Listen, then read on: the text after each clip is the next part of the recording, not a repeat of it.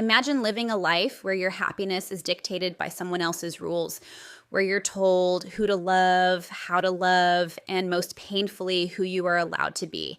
Now, picture breaking free from those chains, finally stepping into your own power, reclaiming your independence, and starting fresh. For the Brown family, this isn't just some fantasy. It's the painful reality that they're living through right now. And trust me, it's more dramatic than you could ever imagine. We're talking about Meri, Cody, and Christine Brown and their emotional roller coaster that's been unfolding right before our eyes on Sister Wives. The dynamics within this family aren't just shifting, they're exploding as they navigate betrayal, broken promises, and a constant struggle for self-worth and freedom. And as the dust settles, we're seeing a whole new side of these women, especially Meri and Christine, as they push back against years of control, manipulation, and emotional turmoil. But here's the kicker. Meri is done. She's fighting for her own happiness. And Christine, after years of feeling overlooked and unappreciated, is standing tall and reclaiming her power too. But Cody, he's not having it. He's holding on tight to the old narrative of control and polygamy, but the rest of the family is starting to pull away, and it's getting uglier than ever. I know you've been hooked on this family's drama for years, just like I have, so if you're ready for an emotional ride, buckle up because this is one story you don't want to miss. Hey there, I'm Sophia, and welcome to TLC's Sister Wives Reality. If you're just as obsessed with the Brown family as I am, don't forget to hit that subscribe button and of course leave your thoughts in the comments below because I want to hear what you think. Trust me, this is going to get intense and you'll want to be along for the ride. Meri Brown's story is not just about heartbreak, it's about survival. For years, we watched her try to hold on to a relationship that was already crumbling. In the early seasons of Sister Wives, Meri was Cody's first wife, the one who stood by his side when the dream of polygamy was just beginning. But over time, that dream turned into a nightmare, especially for her. The connection she once had with Cody faded into cold distance. And what hurt even more? Watching him pour his affection into other relationships while she was left in emotional isolation. Let's not forget the infamous catfishing scandal, that moment that should have sparked some real reflection from Cody, but instead of compassion, Meri was met with blame and mistrust. That betrayal didn't just hurt their marriage, it crushed her spirit, and yet she stayed for years, hoping, waiting, diminishing herself in a family where she was often sidelined and dismissed. But that version of Meri, she's slowly disappearing. And what we're seeing now is a woman who's reclaiming her voice. In recent episodes, we've watched her talk openly about what she's looking for in a partner. She's clear. She wants someone kind, someone loyal, someone who sees her, not as a wife number one, not as someone who needs fixing, but as an equal. She wants someone who doesn't try to control her or pull her back into a life she's outgrown. And most importantly, she's made it very clear she is done with polygamy. That chapter is closed for good. Cody, on the other hand, can't seem to let go. He's still throwing jabs, especially about the people Meri surrounds herself with. He's gone as far as blaming her close friends for ruining her chances at love. He actually said that if she wants a real man, she needs to cut ties with her mean girlfriends. That bitterness, that's not love, that's control disguised as concern. But Meri's response was quiet but powerful. She stood by her best friend Jen Sullivan, saying she's received more loyalty from her than from some people she once called family. That's a powerful statement. And you could feel the weight behind it. She's not just choosing friends, she's choosing loyalty, respect, and truth over a toxic past. Now, we're seeing her post more freely on social media, speaking about her journey and even stepping back into the dating world. Yes, she introduced a new man earlier this year, Amos Andrews, but that didn't last. And you know what? That's okay.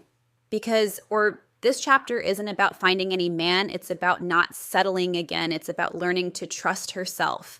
Meri is finally becoming the kind of woman she once only dreamed of being: strong, self-aware, and unafraid to walk away from anything that doesn't serve her. No, Kody Brown has always prided himself on being the head of the family, the one who guides, leads, and in his mind holds it all together. But as the years have gone by, it's become painfully obvious that Cody's definition of leadership often teeters dangerously close to control. And nowhere is that more visible than in his relationship with Meri. Even though they've been emotionally disconnected for years, Kody still finds ways to insert himself into Meri's life, especially when it comes to her personal choices. It's one thing to step back and wish someone well. It's another to try to dictate who they should be spending time with after the relationship has long since died. On recent episodes of Sister Wives, we saw Kody openly criticizing Meri's friends, claiming that they've ruined her chances at love. His exact words, he said she needs to get rid of those mean girlfriends and that a future partner won't tolerate them. And then, as if that wasn't sharp enough, he called them the B word, censored, of course. But we all knew what he meant. It was bitter, it was petty, and it reeked of someone who can't handle no longer having control. What's striking is that Kody doesn't have any emotional intimacy with Meri anymore. He's admitted it. So why the obsession with who she spends her time with now? Why the sudden need to trash the people who have shown her love and loyalty when he wouldn't? That's not about concern. It's about dominance. Kody is grasping at what little power he still feels he has left in a family that's moving on without him. We've seen this pattern before. As Meri pulls away, as Christine finds new love, as Janelle prioritizes her peace, Kody lashes out. It's as if each woman's independence threatens the very foundation of the identity he's built for himself. He's no longer the patriarch of a united family. He's the last man standing in a house that's all but emptied out.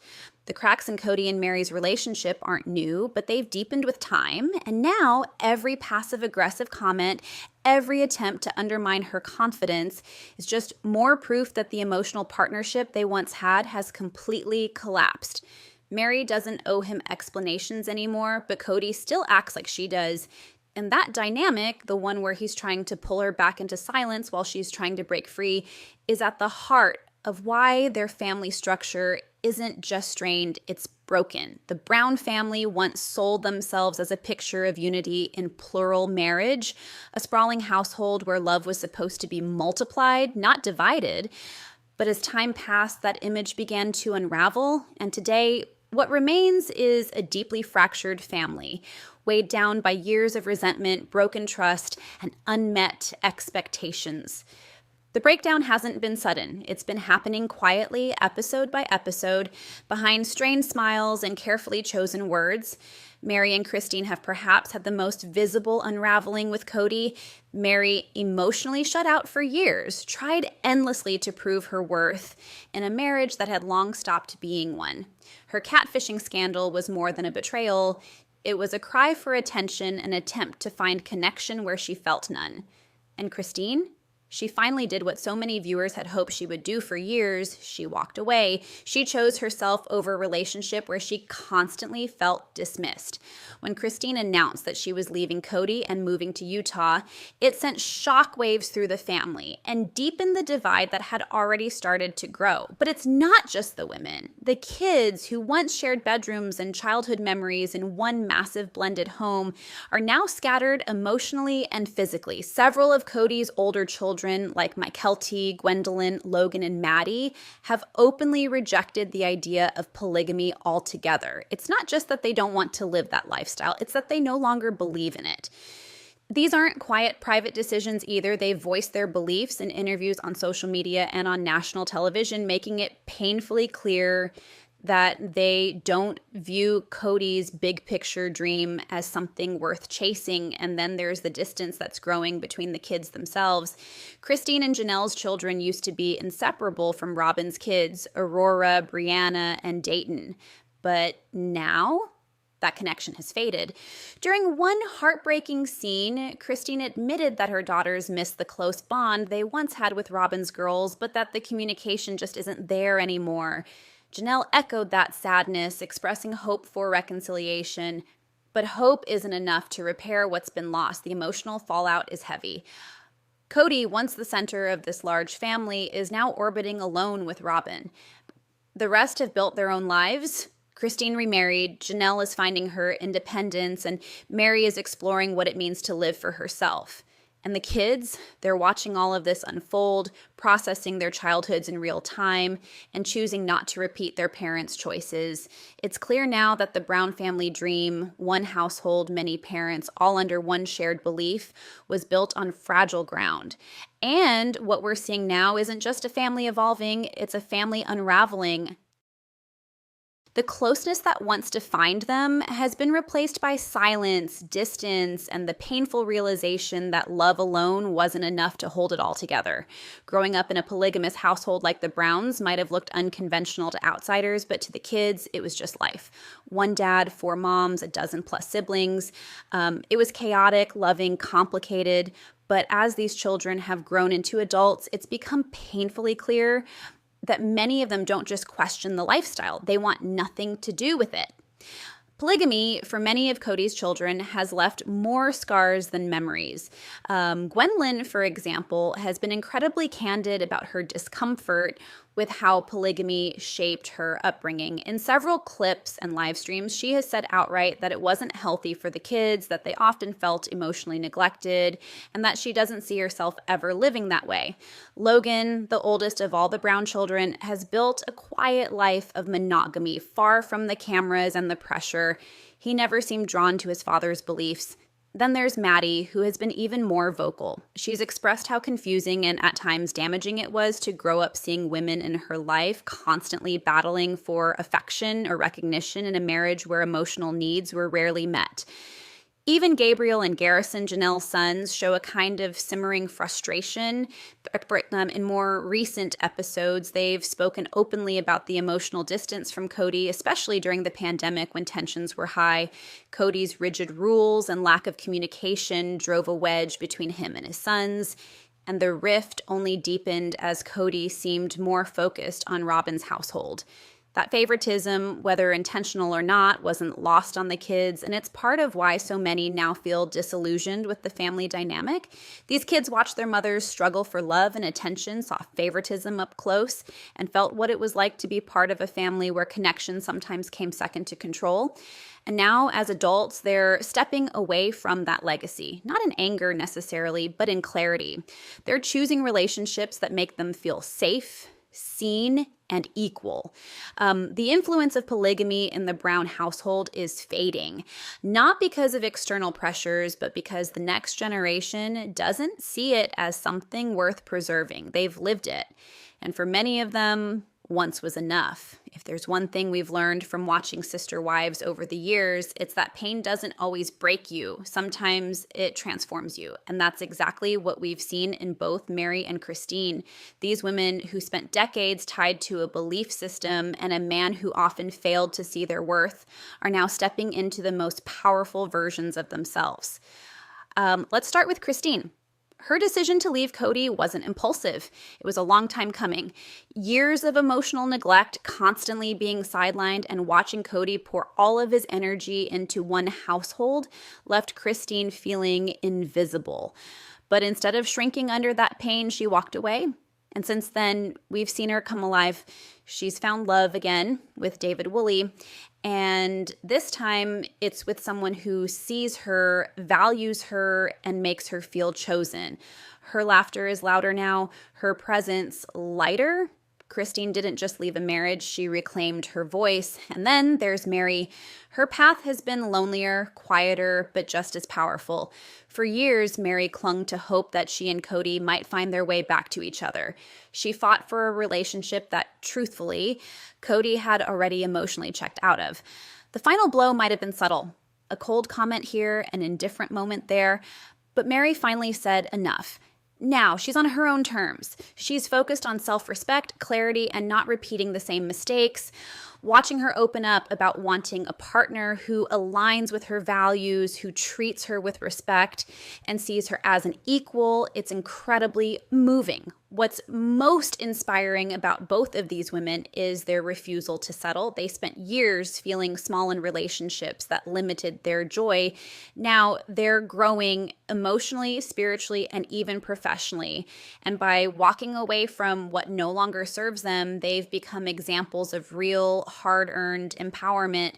They've shown all of us that healing is possible and that freedom is worth the risk. The future is never as clear-cut as we want it to be, especially when it comes to relationships, family, and personal growth. For Meri, Christine, and even Cody, we're watching them navigate uncharted waters.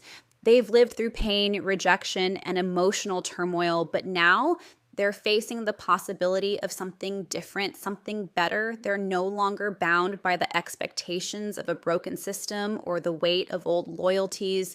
The possibilities are wide open, even if the future still feels uncertain. For Christine, we see a future full of promise.